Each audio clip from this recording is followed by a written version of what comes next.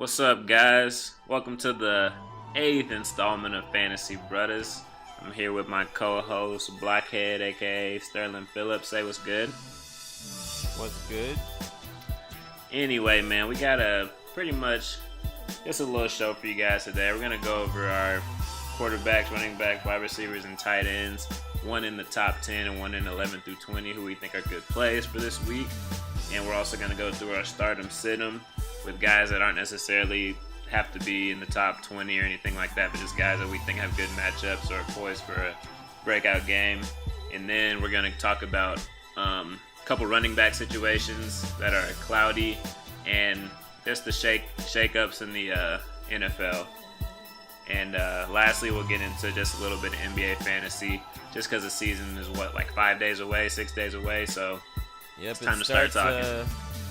It starts next Tuesday. Can't wait. Can't wait either. We're just going to talk about a few guys that are going to be nightmares in the league, especially from a roto standpoint on fantasy. We don't really play much of just points and all that. I like the categories, so we'll talk about that. Anyways, you can get us started, Sterling, with your first guys in the top 10 and 11 through 20. Yeah, no problem. I appreciate it. So we're talking Week 6 quarterback rankings. A guy that stands out in the top 10 to me is a guy I actually own in multiple leagues. He goes by the name of Matt Ryan. He has a very favorable matchup against the terrible secondary of the Tampa Bay Buccaneers. I think this is going to be a glorified shootout. Right now, Matt Ryan is currently QB4 in ESPN fantasy rankings, and if you have him playing, you're playing him. If you have a daily fantasy setup, I mean, you can't go wrong with Matty Ice. In this matchup as well, though, he's going against a guy that's having his first start of the season in Jameis Winston. I think Jameis, he has the weapons. Is he going to be rusty? Probably. Is he going to throw touchdowns? Most likely, because that defensive front of the Falcons can't get to the quarterback, and the secondary is even worse. So, I mean, we're looking at this being a glorified shootout. I think I saw this stat that the Falcons are the only team in NFL history to lose back-to-back games after putting up over 36 points. So it's probably going to be more of the same. Can't wait for the matchup. Should be a very entertaining game. But I really like Matty Ice, QB4, Jameis Winston, QB 9. Yeah, I'm so surprised that they have Winston already at 9. I mean, I'm talking about Winston later in the show, but I mean, he might be a little rusty, but man, you got Mike Evans, you got Deshaun Jackson, you got Cameron Brate. You know, he has the weapons. He's shown he's capable. I like him this week. My guy, though, is Kirk Cousins. Kirk Cousins, I was ready to run through a wall for Kirk Cousins after watching him get the team hype, and I think the team is just behind him this week. He's playing a compromised Cardinals defense. The Cardinals have been looking a little bit better, but I just see it as Kirk Cousins has too many weapons. Got Diggs, got Rudolph, got the man, the myth, and the legend, Adam Thielen, who we need to go ahead and just put some respect on Thielen's name. Put some respect on Thielen's name. I think in the beginning of the year we were talking a little bit of shit on Thielen, and the man's all time. I mean, he did something no other player's ever done. Not AB, not Odell, not Randy Moss. Literally, 5 straight games to start the season with 100 yards. Pretty damn impressive. So shout out to Thielen. My guy in the 11 through 20 is none other than Mitch Trubisky. Yeah, you heard me. Mitch Trubisky. What? Yeah, I know, right? What? Dude, I finally think that they have uncorked the offense a little bit. They're not afraid to throw the ball. They're using their array of weapons. Taylor Gabriel, Allen Robinson. They're using Tariq Cohen, right? I like what I saw from them. And I see the defense putting them in positions to score a lot and put a lot of points up on the board again. And so I see Trubisky having a pretty good game again. You know, as long as they let him get loose again and throw the ball, which I don't see why they wouldn't. I see him actually having a decent game, so I'm going with Trubisky. I think he had a Matt Flynn game. We'll see what happens next one, but I mean, I mean, the throw over 350 yards and 6 touchdowns is incredible, but let's wait back and see if he can parlay that great performance. But you We'll know, see. I like the flyer. I mean, he's QB 18 on ESPN, so I mean, if you have him, you either got him off waivers or you're starting him. It's a risky start, but it might pay big dividends. Yeah, if you got Drew Brees, why not? You know. Yeah, I understand. So, with that being said, let's go into the running backs. Some running backs. I mean, the running backs have some great matchups this week. I mean, top to bottom. Um, with the well, actually, currently now number 2 running back out on bye week. I know some people are actually looking at filling in that gaping hole. Alvin Kamara's leaving, but we're gonna start with 1 through 10. I mean, it'd be so easy to say Todd Gurley because Todd Gurley. I mean, pretty much every week he's gonna be the guy. But in the top 10, I love Christian McCaffrey this week. He's going against a favorable matchup in the Washington Redskins. Um, I mean, what can we say about McCaffrey? I mean, he's top. I want to say top 3 in touches for RBs this year. I mean, the workload he's shouldering is just unbelievable. Ron Rivera is making it an emphasis, like he said in the preseason, to get Christian McCaffrey the ball.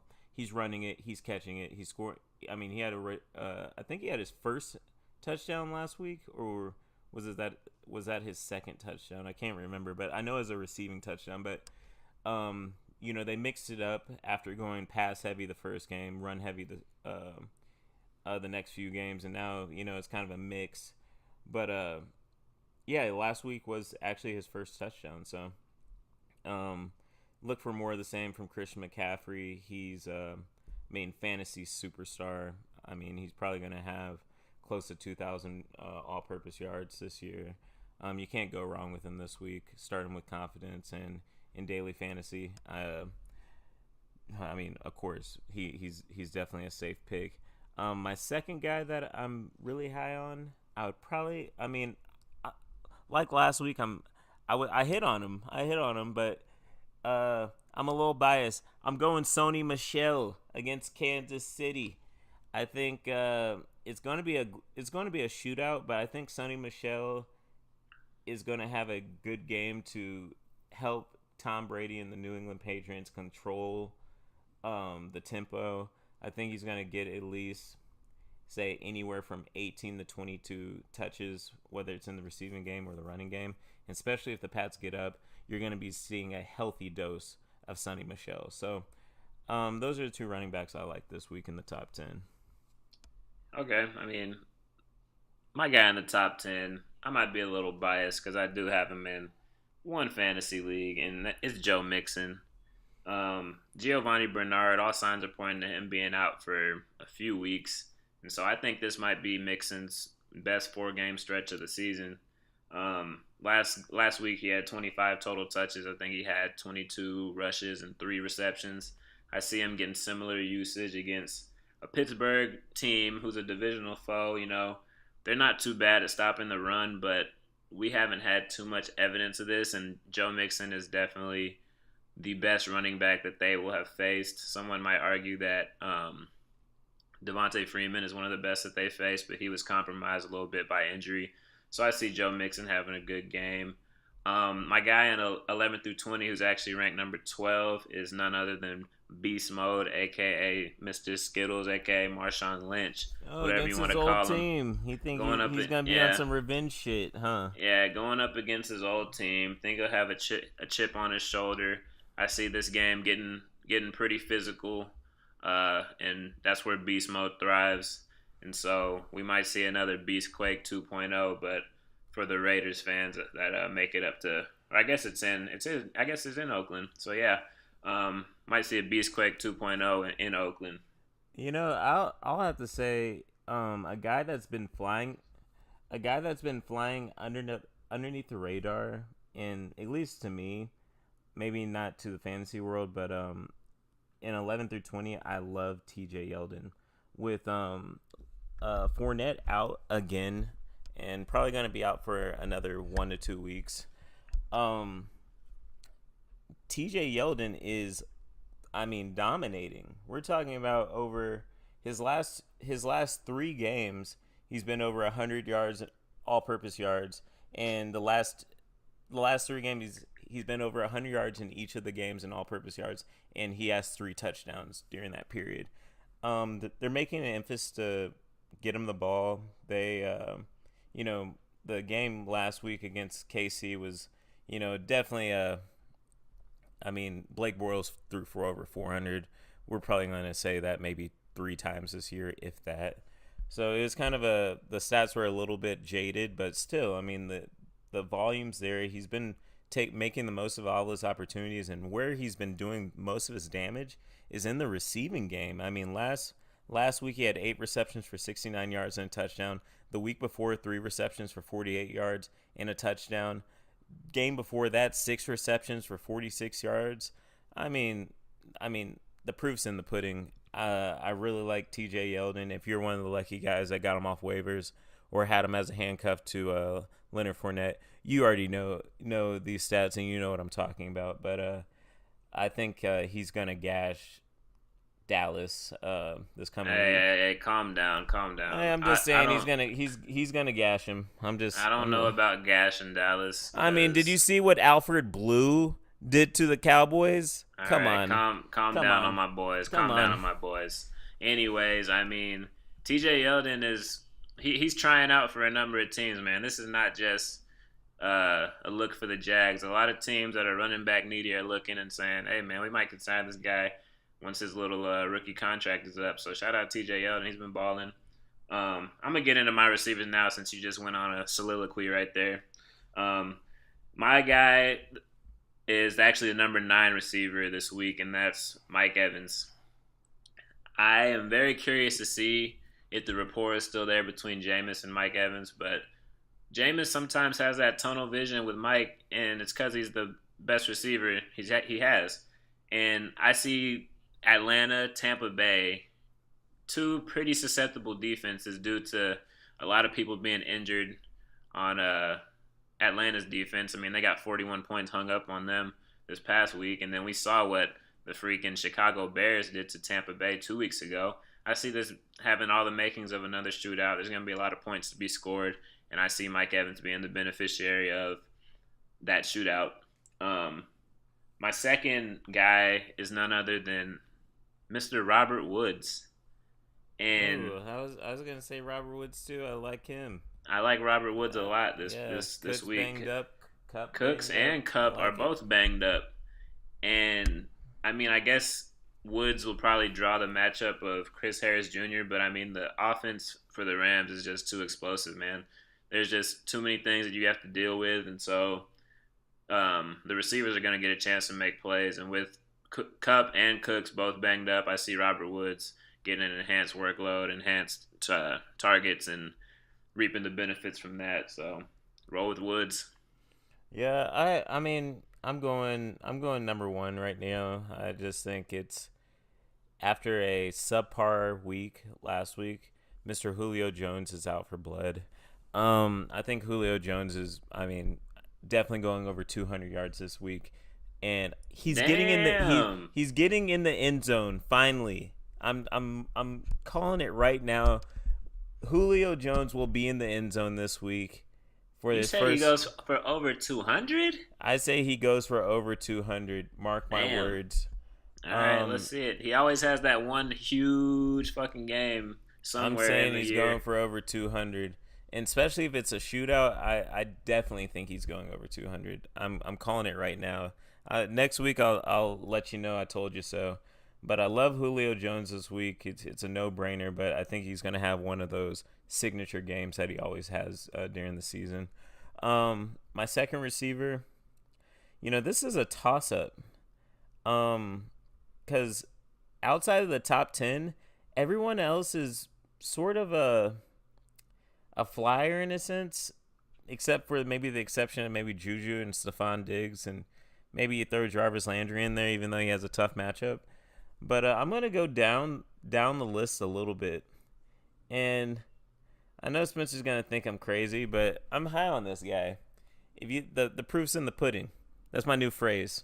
Proof's in the motherfucking pudding. Is Mr. Kiki Cootie. Mr. Kiki Cootie. Right now he's wide receiver 47. Wide receiver 47.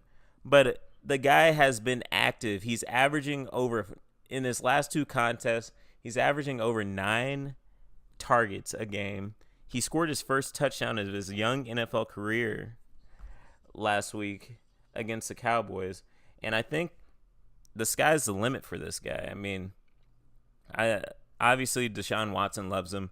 If you're one of those guys that listened to the Fantasy Brothers last week and picked him up off waivers, do yourself a favor and give you a pat on the back because you got you one. You got you one. Dude, they really do, and I'm pissed at ESPN for not putting respect on this man's name. I mean, are we living in the past or are we living in the present? They still have Larry Fitz ahead of Kiki Cootie based on what Kiki Cootie's done the past 2 weeks. They have Quincy Enunwa ranked ahead of Kiki Cootie. Like, put some respect on Cootie's name, man. Come on. Oh yeah, you got to. All right. Well, anyways, let's get into tight ends, and I'm not gonna mince words. I'm going with the number one guy. It's Travis Kelce. I mean, the guy is the best, most athletic tight end in football, in my opinion. I know New England does a great job of taking away your best weapon, but dude, there's too many weapons. You're not gonna be able to take away.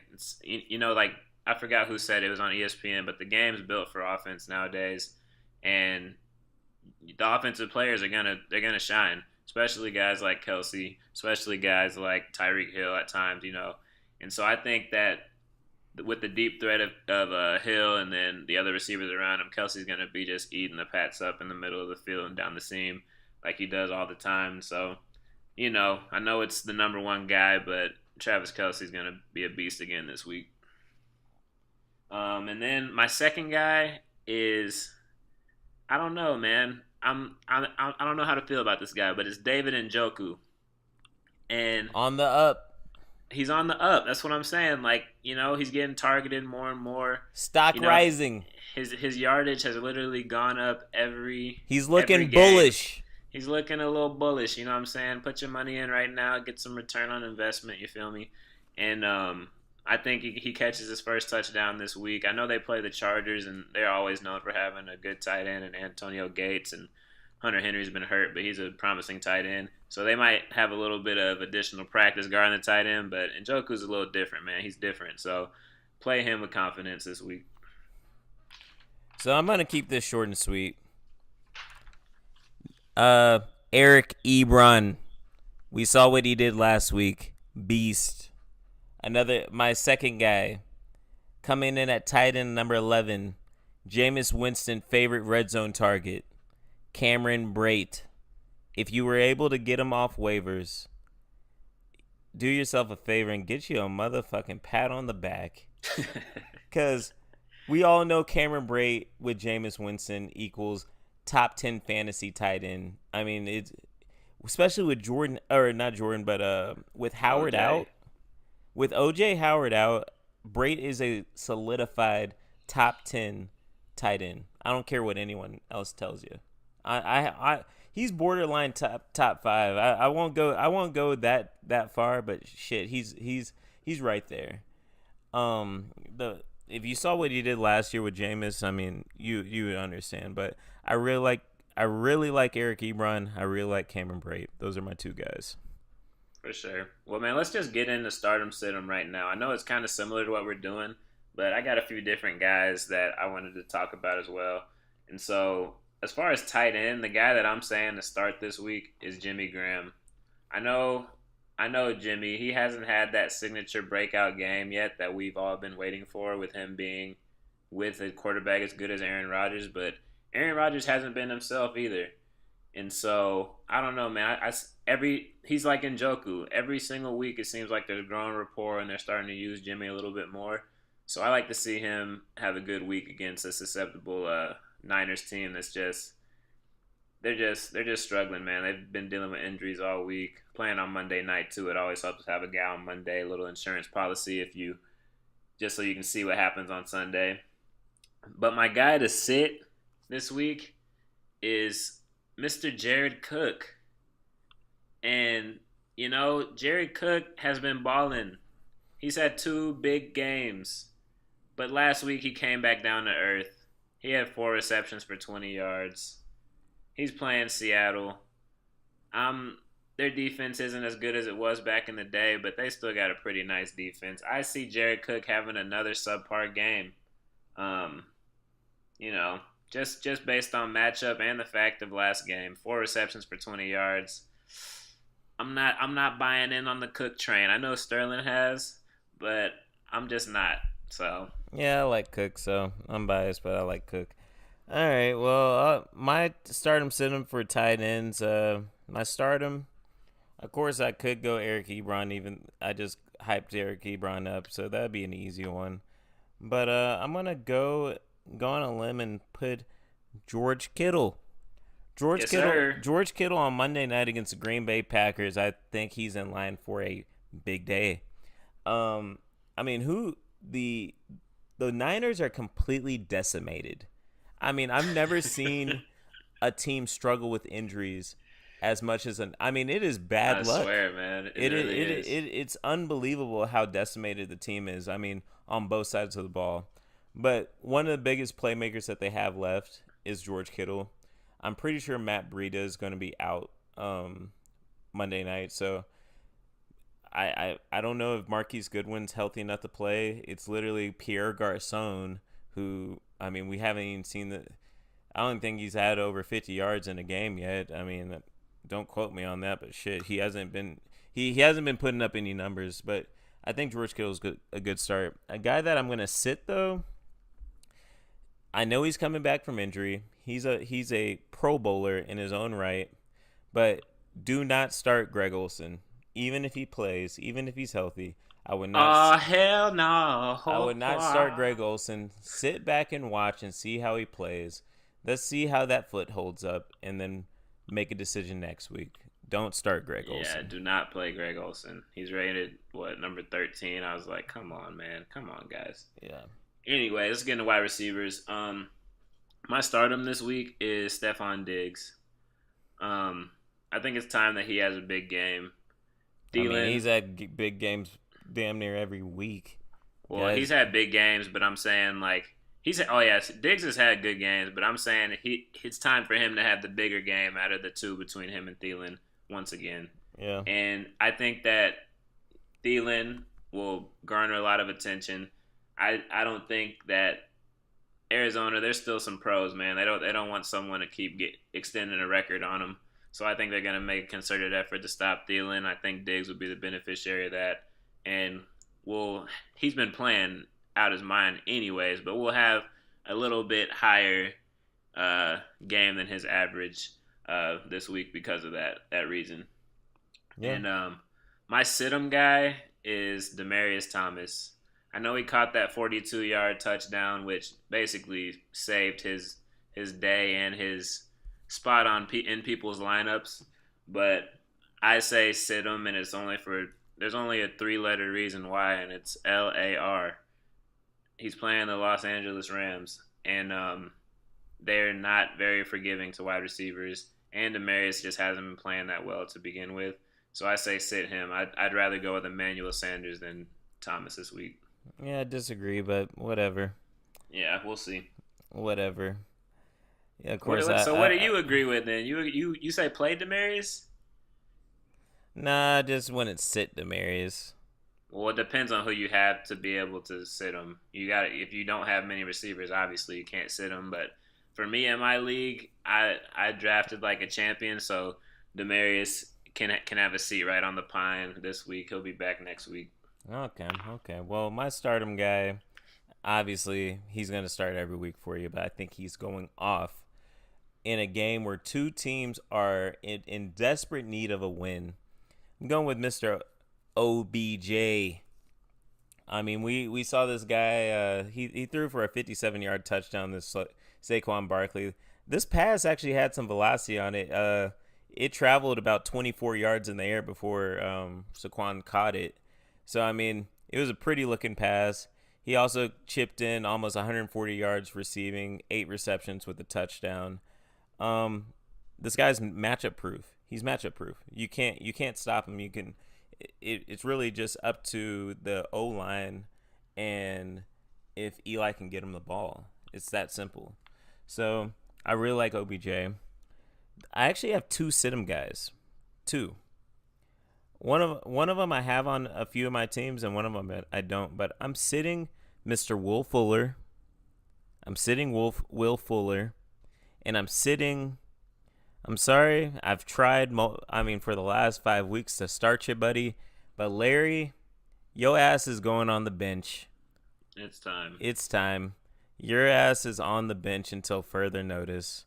I can't keep on getting 4 to 5 points from you and expect for me to even stay competitive. So Larry's on the bench. Larry's on the bench. Until further notice. Yep. Yeah, well, let's get into running backs. You already mentioned this guy. My stardom this week is Sony Michel. He gave a glimpse of what he could do last week. I don't remember his exact numbers, but they were pretty impressive. And, you know, they're playing Kansas City. I could see them possibly getting ahead in this game and leaning on Sony with the run. And I also see that he's earning the trust of the coaching staff. He's earning the trust of Bill. He's earning the trust of Tom Brady. So they're going to make an effort to get him the ball, and I think he turns into a pretty big day. I mean, he's rated number 11 on ESPN ranking, so I see him being in that 7 to 12 range scoring wise. My sit-em guy is Jordan Howard, and I'm surprised to see Jordan Howard ranked number 16 after what he did against the Bucks. I mean, he got 11 rushing attempts for 25 yards. I mean, since week 1, he hasn't averaged over 2.5 yards per carry. And you're expecting me to start this guy? And Tariq Cohen is just looking better and better and is taking snaps from Jordan Howard. I just say leave Jordan Howard on the bench. Same like Larry. Leave him on the bench until we see a little bit better game from him. His game against Arizona wasn't bad because he had the touch and a couple receptions, but I'm probably sitting him this week in my opinion. Yeah, I hear you. I hear you on that one. You're probably not gonna like my stardom guy, but I think he has something to play for because I think he's playing for a contract, and I think he's gonna get one in the next few weeks. I think that guy he goes by the name of Shady McCoy. I'm saying start him this week. I think he's going to be heavily involved in the offense. He's going to be playing with a chip on his shoulder. He just put together his best game of the season. They gave him almost 25 carries. I think he's going to find some running room against the Texans, and I can't say any game with the Bills is going to be a shootout.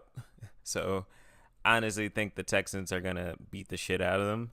But I think Shady's going to get some garbage time and get a lot of receptions in the passing game and maybe get, say, 12 to 15 carries, and we'll see what he does with them. But, that's my flyer this week. I'm going with Shady McCoy. I know Spencer disagrees, but fluck him. So I actually have 3 sit-em guys. All right, I got 3 of them. So I'm going AP. Coming off a dislocated shoulder, sit his ass on the bench. Isaiah Crowell. I think Isaiah Crowell actually has a chance to have a big game, but I've had this guy on my team, and after every big game this fool has, he goes ghost the next game. So don't get hyped because of that 200 plus yard game. I think it might have just been a little bit of a fluke. I'm not starting him just because of that game. I'm just not.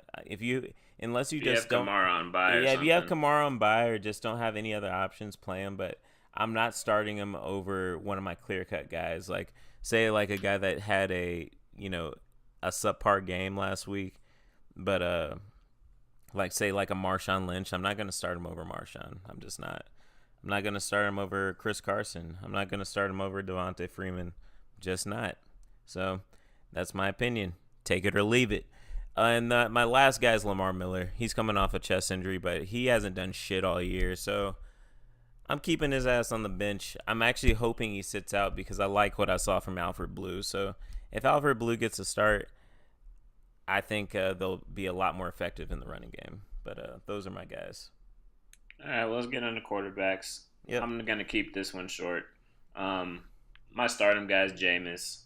I think he's out to prove that this is his team. He's been chomping at the bit all year, wanting to prove that he's not a dumbass, prove that he is a great quarterback, Impossible. and that this is his and that this is his team. And people will be forgetting about crab legs and doing dumb shit in the Uber driver if he throws some touchdowns again. So I think he's ready to move past what he's done in the past and grasp the future. My sit-em guy is Ben Roethlisberger, actually. I've never liked Big Ben on the road. I mean, the best game he had this year, he's only played 2 games on the road, but that was against a very bad Tampa Bay Buccaneers team, which we saw Mitchell Trubisky shred up. Besides that, I mean, he played Cleveland Browns, the Cleveland Browns, who have a good defense, don't get me wrong. Had 3 picks. I mean, first game of the season, but still. I don't see it getting much easier against a divisional foe that knows him pretty well. So I say sit Ben Roethlisberger. Yeah, I agree. A guy that I'm high on this week is gonna be Cam Newton. I think Cam Newton has a huge day against the Redskins. I think he's gonna basically be able to do whatever he wants. The Redskins, yeah, they're coming off a bad loss, so they're gonna be playing with a little bit of a chip on their shoulder. But that secondary looked terrible Monday night, so I don't think they can rebuild Rome in a day. I think they get torched again. So that's my that's who I'm going with. Cam Newton. My sit-em guy is actually going to be Phillip Rivers. I mean, he's traveling to Cleveland. Cleveland has one of the best secondaries in the league. They have their corners are extremely talented. They have a good front four, decent linebackers. It's hard to put up points against them, and they're playing at home. And they're coming. Wait, they won last week, correct? Who? Browns. Yeah, they got the win. Yeah, so they're coming off a win. Actually, back-to-back wins, right? Yeah, they beat back-to-back wins for the first time since I've been alive. No, they lost to the Raiders. That's right. Oh yeah, they did. But lose they beat. Yeah. Okay. So never mind. They haven't gotten the back-to-backs yet, but I do like Cleveland this week. I think it's gonna be a grinded out game, where whoever can control the line of scrimmage and basically establish the running game is gonna win. But I don't think Phillip Rivers is gonna just be lighting it up. I actually like Melvin Gordon in this one, but we'll just see what happens. For sure. Well, I wanted to touch on 3 running backs real quick before we get into NBA. And it's just, I don't know what to call this. I just call it panic button. Because these 3 guys, some people might be panicking a little bit right now if they're on your roster. And I just want to hear your analysis as to whether they should be panicking or not. And so, first one is Alvin Kamara. He only had 6 rushing attempts this last game and 3 receptions after averaging like 20 some odd touches a game for the first 4 games. Is it time to panic? Heck no. I agree. I say absolutely not. I mean, if anything, they were just bringing Ingram up to speed. Number 2 running back in the league. I mean, you don't panic on the number 2 running back in the league. Hey, man, some people do. The media is just bored and trying to make a story out of nothing. No one's panicking. If you have Kamara, I hope it doesn't even slip into your mind. If it does, I mean, you probably don't need to be playing fantasy, dude, because you're probably just donating to whatever league you're in. I mean, well, some people not necessarily panic and want to do some crazy stuff. To think about trading them, trying to get off them right now and get as much as they can or whatever. Think they see the writing on the wall. And I guess Fantasy Brothers, both of us are here to say don't panic when it comes to Alvin Kamara. He So will balance out. he will. And he had 800 rushing or 800 receiving yards with Ingram last year, so he'll put up He'll. similar production to that. So So, yeah, exactly. So the next story I want to get into is the Le'Veon Bell and James Conner situation. So Le'Veon Bell is actually supposed to report to the Steelers week 7, and that's just a story. There's been tons of trade rumors where is Le'Veon Bell coming back to the Steelers? Is he going to be traded to the Eagles? Is he going to go to the Jets? Is he going to go wherever? And honestly, I do not know, but the one story that is fact that's came out of Le'Veon Bell's mouth is he's reporting to the Steelers week 7. So what did does he that say that though? That's what the reporter said. I thought it came straight from Le'Veon. Maybe it did. It didn't come from Okay. the Steelers. Yeah, I know it didn't come from the Steelers. I didn't know if it came from his agent or Le'Veon, but I think you're right. I think he spoke with Jeremy Fowler. I think that's the guy's name, Yeah. and he reported on that. So I think you're So right. so with that being said, what do you if Le'Veon comes to Pittsburgh? What happens to James Conner? Because James Conner's been a top 5 back. I mean, he's been amazing in Le'Veon's absence. And I'm pretty sure they're not just going to give the starting job to Le'Veon just because he decides to come back to the team. It's going to make for a very murky fantasy situation on what back they go with. They're probably going to do it. Maybe they might just go with a Thunder and Lightning approach. I'm not sure, but because they're both probably Lightning, I would say Le'Veon's more Thunder than Connor. But anyways, it's going to be a very interesting situation. Do you trade Connor if you know if you know Le'Veon's going to come back? That's a question Man, for you, Spence. that's those are the kind of questions that I don't know because there are grumblings that Le'Veon should just sit out the whole year, da da da. But I don't know, man. That's tough because can you trade Connor because he has been like a top 5 back, and then let's say Le'Veon says, nah, fuck it, I'm not gonna come back, and you traded away Connor, you lost a top 5 back. But then what if Le'Veon comes back and just assumes his old Le'Veon ways and has 30 touches a game? But I agree with Big Ben. I just don't see how any way you can't give the ball to Connor too. I see it being how Kamara and Ingram are kind of going to be split. So even if Bell comes back, I still see Connor getting a number of touches, but that's just tough, man, because we don't I'm not in the Steelers organization. I don't know. Personally, I got off Le'Veon at the beginning of the season cuz I figured something would Same. happen after what happened last year, and I'm glad I did. Oh yeah. Um but if you have Le'Veon, obviously you can't I I mean, you can't get off him now, right? You probably wouldn't get the same amount of players you would for him at the beginning, but I don't know, man. That's a judgment call. I would Yeah. try to trade Connor right now. To be honest, I have him in a couple leagues, and I've been thinking I should try and trade him But right what's now. the right price? Because That's I've had people try to trade me Connor and have me give up Devonte Adams, have me give up Mike Evans, and I'm not getting off any of those guys for James Conner. I mean, I feel like anyone trying to move Connor is going to be their asking price is going to be way too high. And I understand the asking price based on what he's done, but you're rolling the dice big time, especially if you trade away one of your marquee pieces for Connor. yeah, I wouldn't do it. I wouldn't do it. So in my opinion, hold tight, see what yeah. happens, play it out, and adapt. We got to see a little bit more this story develop. I say don't hit the panic button on that yet. I say stick to if you have Le'Veon, you're probably taking a couple L's. But Yeah. I say keep him. If you have Connor, keep him, and let's let this story play out a little bit more. I mean, this is week 6. Le'Veon, I think the Steelers are about to go on bye anyways. So Le'Veon said he was going to report week 7. We're going to get some updates as to what will happen, and then we'll see week 8 at this point.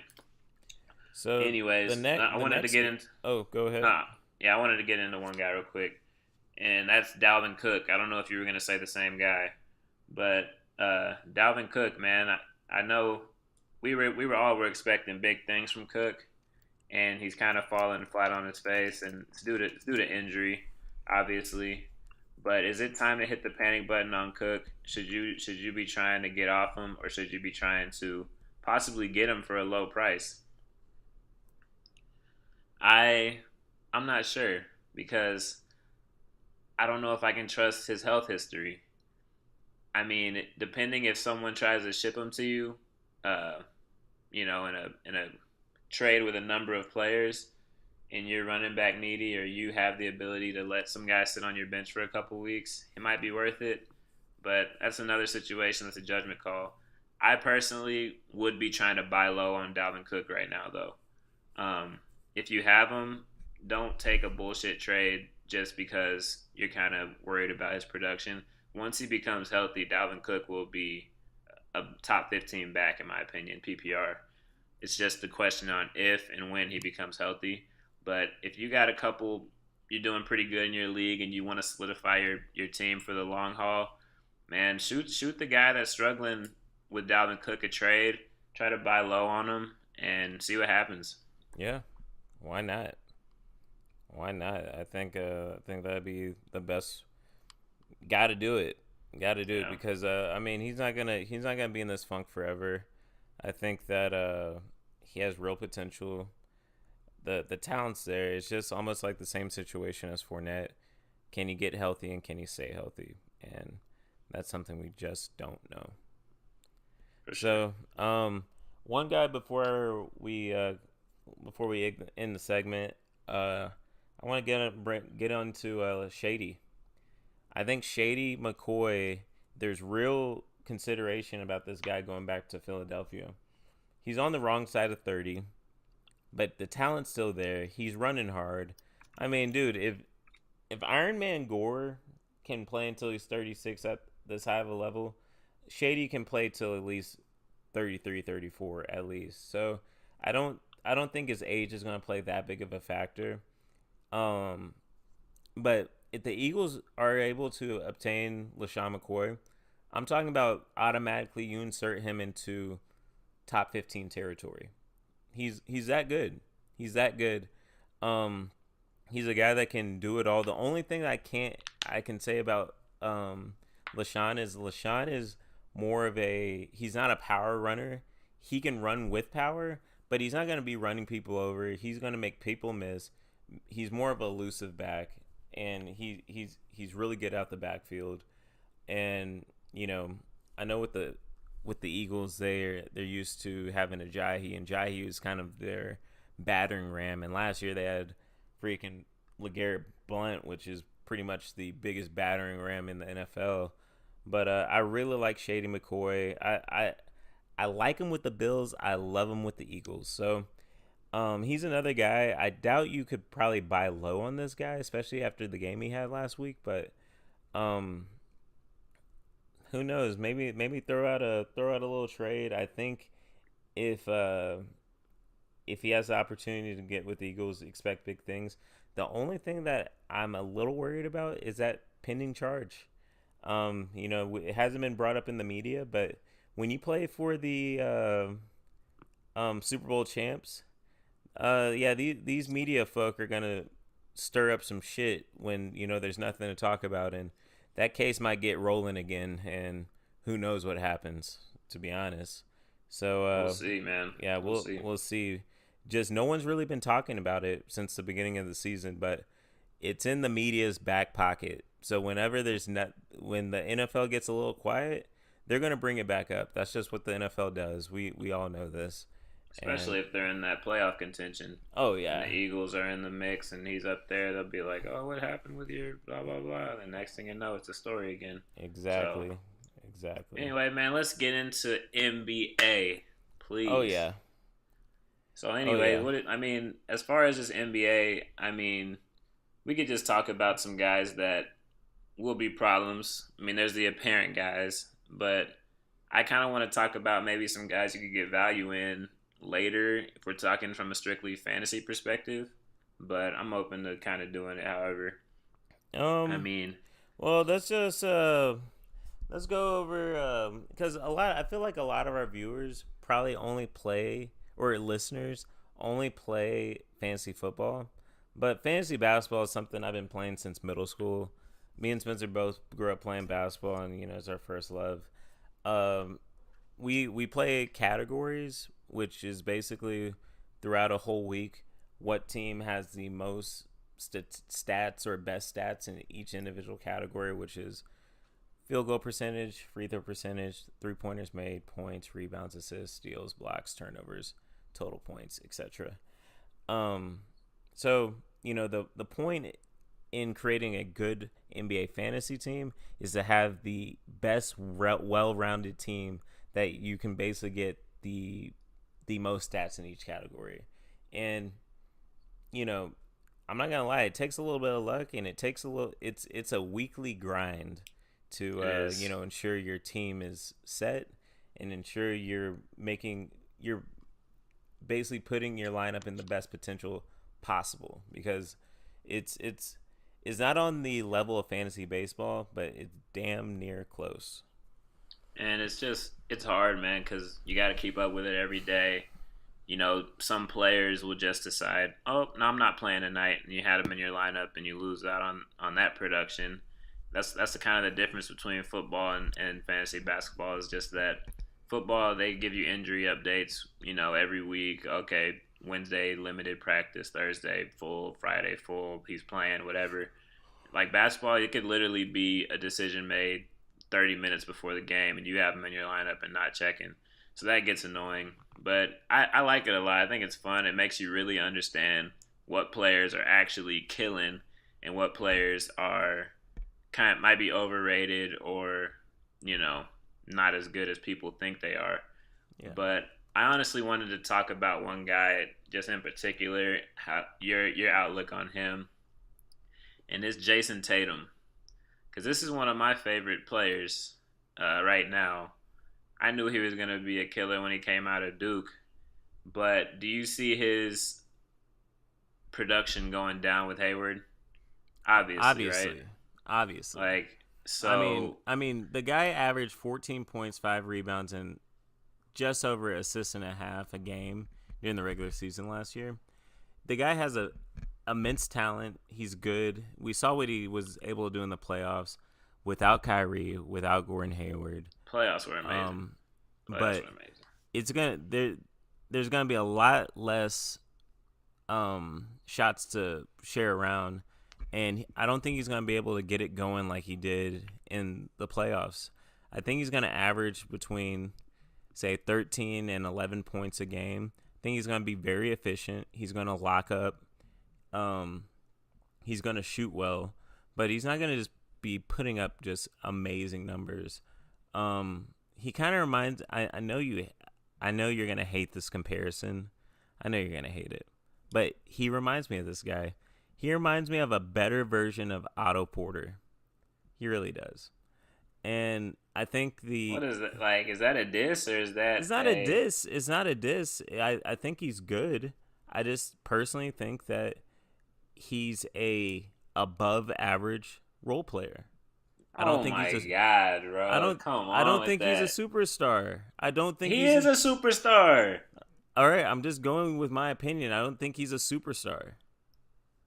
How can you say that? Because he showed up in the biggest. Like, what do superstars do? They show up in the biggest moments. Oh, I And guess Isaiah Thomas is a superstar, huh?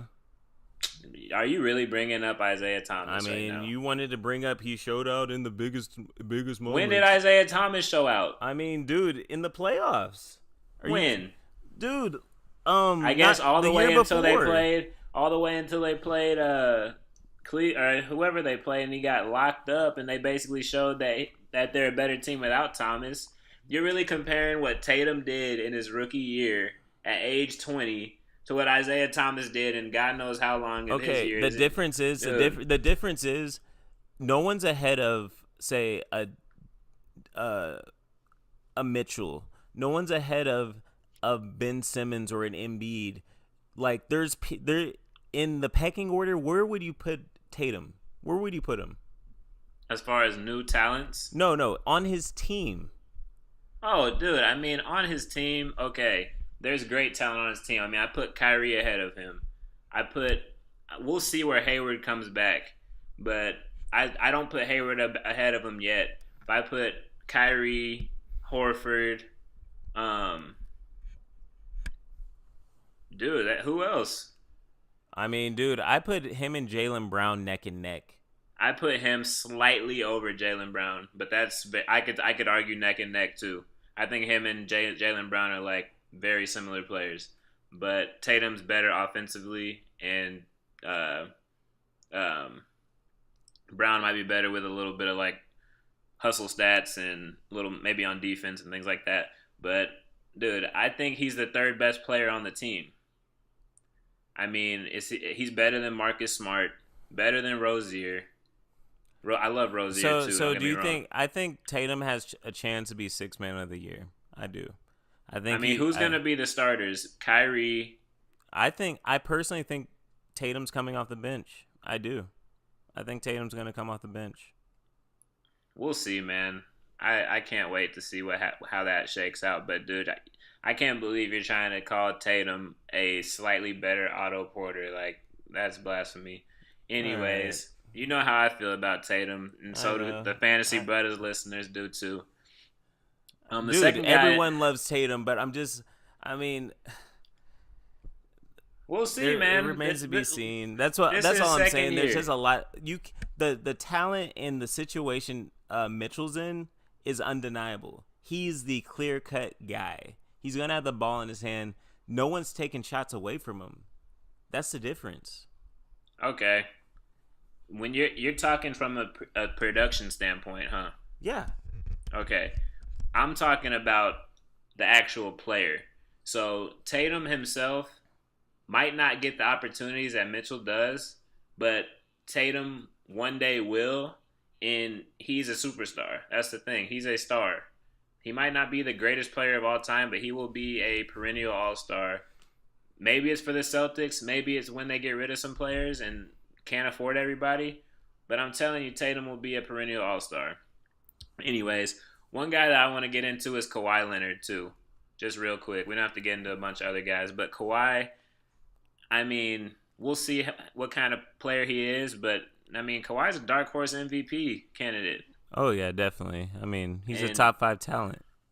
And, I mean, in fantasy basketball, I feel like the best picks are, like, if you're in a 12-team league to get, like, honestly, like, 7 and lower. Like, so you can just back-to-back and get 2 picks in the top 15 or so. And I'd rather have that pick than be able to get, like, Giannis or Anthony Davis or Harden even. Yeah, I mean, I'd rather get like an Embiid and a Kawhi or something. You know what I mean? Yeah, I would. Like I mean, Oladipo, Kawhi, Embiid. I mean, even Chris Paul. I mean, I think Chris Paul is definitely gonna miss games, which sucks. But Chris Paul, when healthy, I mean, he's one of the best point guards in the league. He's gonna get you assists. He's gonna shoot great. He's gonna get you steals. He's gonna hit threes. For sure. But yeah, I completely agree. I can't wait for the start of the NBA season next week. Who on the record, who do you think wins MVP this year? LeBron. Think LeBron gets it? LeBron or Giannis. Those are my 2 guys, but number 1's LeBron, number 2 is Giannis. You know who I'm gonna say? Who? I'm either going with Kawhi out of the East or the West. Of course I'm going LBJ. But the only reason why I'm hesitant about LBJ is because I don't think they're going to get first in the West. You either need to be first. Typically the best team in the league, that's who the MVP goes to. Typically. We've seen it not happen, say with Russell Westbrook. I mean, he had to make history. If he didn't average a triple-double for a whole season, he wasn't going to get MVP. He wasn't. We all know this. But if LeBron can somehow will his Lakers to the number one spot in the West and the best record in the NBA, of course he's getting MVP. You know what I mean? But I think he has a chance to get it regardless because we all know the MVP is a retroactive award. This is true. This is true. And Harden deserved the MVP like 2-3 years ago, but you couldn't deny Stephen his the year that he had. Well, they went 72-10 or 73-9. You couldn't deny that, and then Steph just was out of his mind the next year. But Harden deserved the MVP both those years, and then the third year he ends up getting it. LeBron definitely deserved the MVP last year, had a case, and so if he goes to the Lakers, makes them a playoff team, gets them to the 4 seed, and puts up the numbers he put up with Cleveland, I think he gets MVP. But that's just me. But we'll see, man. I can't wait for this season to develop. But I think we're kind of running out of time. So I just want to thank the listeners for listening to this episode. Catch us next week, and we'll get you with some fantasy football and fantasy basketball now. Sounds good. Take care, guys. See ya.